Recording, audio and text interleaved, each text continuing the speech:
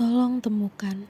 Malam minggu ini Tamara dan Ray menghabiskan waktu di sebuah kafe dalam sebuah mall yang suasananya sangat nyaman dan bisa digunakan untuk bekerja. Ray asyik mengerjakan editan fotonya sebagai kerja sampingannya, sedangkan Tamara hanya menemani dan scrolling sosial medianya. Tamara tentu tidak hanya sedang iseng, namun ia sambil mencari ide untuk bahan iklan selanjutnya. Karena ia sebagai kreator digital di tempat perusahaannya bekerja, jadi ialah yang harus selalu memiliki ide cemerlang. Semangat Tamara! Akhirnya, tepat pukul 21, mereka mengakhiri kegiatan mereka dan bersiap untuk pulang. Mereka berjalan menuju parkiran. Ada yang mau dibeli lagi nggak? Tanya Ray pada Tamara. Tamara pun menggeleng. Enggak sayang, masih kenyang, jawabnya setelah tersenyum. Kamu nggak beli apa-apa buat ibu? Tanya Tamara balik. Kan udah tadi, bumbu-bumbu instan sama roti, jawab Ray. Tamara pun terkekeh karena lupa. Mereka telah sampai di area parkir mall yang cukup gelap ini. Mereka berjalan menuju mobil Ray diparkirkan. Namun ada hal yang menarik perhatian Tamara.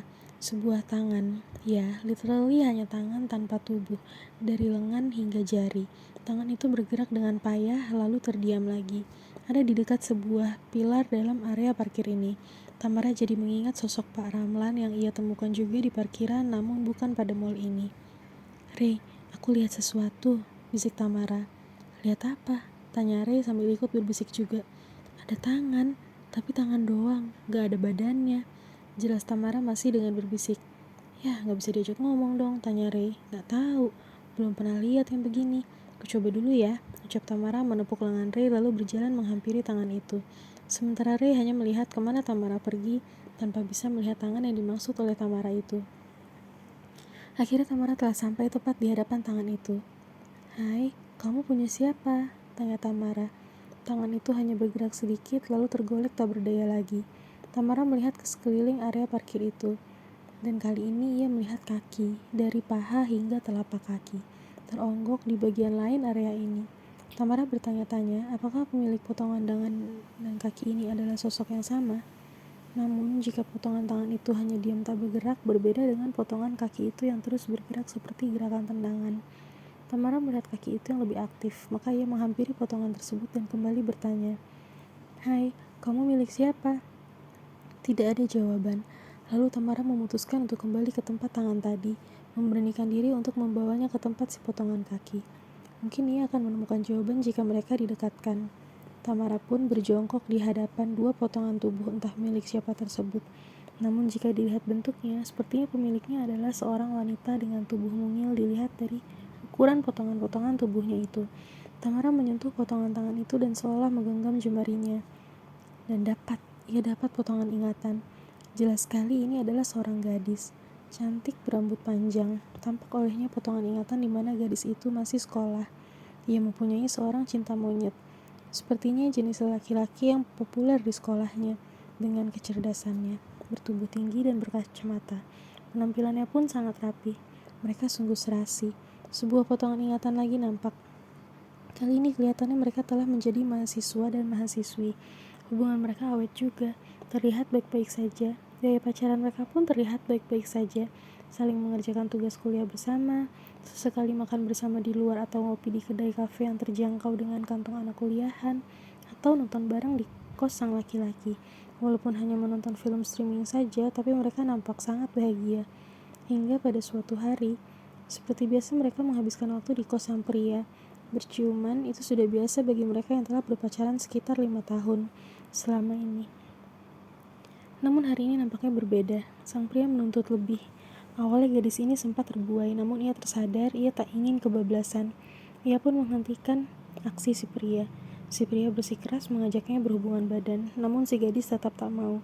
Padahal ia sudah setengah terbuka pada bagian atas tubuhnya. Si pria sempat memukulnya beberapa kali, lalu menyesal dan minta maaf. Tapi itu bukan hanya kejadian yang pertama dan terakhir. Si pria masih bersikeras menuntut si gadis untuk berhubungan badan, karena merasa mereka telah berpacaran lama dan pasti berjodoh, atau entahlah. Dan jawabannya masih sama, gadis itu tidak mau. Sampai pada saatnya, kelihatannya kesabaran si pria telah habis. Ia marah karena penolakan yang selalu diterimanya. Malam hari, ia mengirim pesan pada si gadis dan mengajaknya keluar dengan alasan ingin mencari angin saja dan kangen. Si pria mengajaknya ke sebuah tanah kosong dan membunuhnya dengan parang. dengan sangat kejam, bahkan memutilasinya. Ya, mutilasi. Jadi itulah sebab kematian sosok ini. Sungguh miris.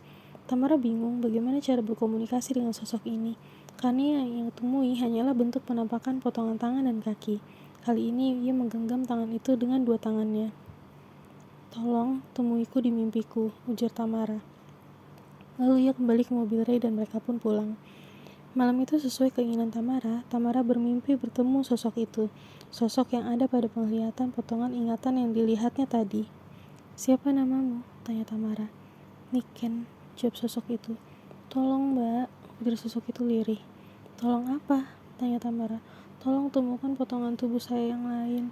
Saya ingin dikebumikan dengan layak," jawabnya. "Apa selama ini belum ada yang menemukannya? Polisi?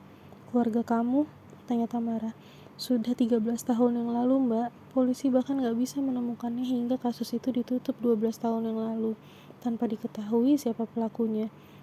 Hanya potongan tubuh saya yang ditemukan dan telah dikuburkan oleh orang tua saya." Lalu sosok itu mulai menangis, sungguh sedih. "Malam itu ia membunuh saya dengan sangat keji. Tubuh saya dipotong dengan parang. Sakit, Mbak," isak sosok Niken itu. Tamara memeluknya. "Ia membunuhmu hanya karena itu?" tanya Tamara. Niken mengangguk. "Dia marah karena saya sudah sangat sering menolaknya. Tentu saya gak mau karena ia bukan suami saya, dan saya marah karena ia tidak ditemukan sebagai pelakunya. Polisi mengatakan bahwa saya dibunuh oleh preman yang hendak merampok saya. Enak sekali dia masih bisa hidup dengan tenang," ujar Niken lagi, kali ini dengan nada marah. "Kenapa saya hanya jadi hantu yang menyedihkan? Kenapa saya gak bisa jadi hantu yang bisa balas dendam dengan kejam?" keluh Niken, masih sambil menangis dengan amarah.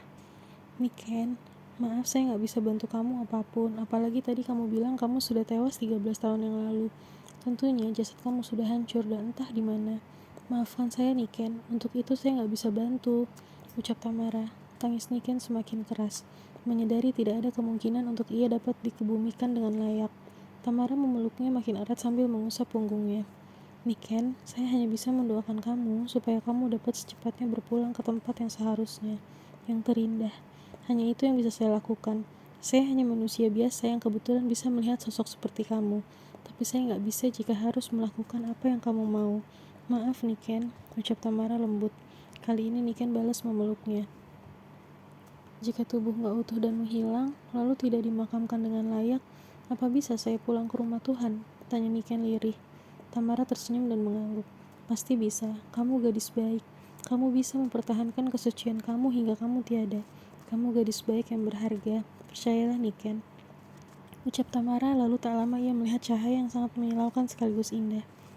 "Niken, sepertinya sudah ada yang menjemputmu dan akan membawamu ke rumah Tuhan," ujar Tamara sambil menunjuk ke arah cahaya itu. Tiba-tiba air muka Niken berubah, tidak lagi bersedih, namun ada sedikit ceria di sana. Ia pun memeluk Tamara.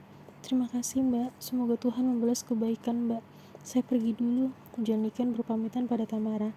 Tamara pun mengangguk dan memberikan senyum terbaiknya. "Sama-sama. Selamat jalan, Niken." Ini adalah mimpi terbaik batin Tamara. Namun ia yakin jika Niken benar-benar sudah pergi ke tempat terbaiknya.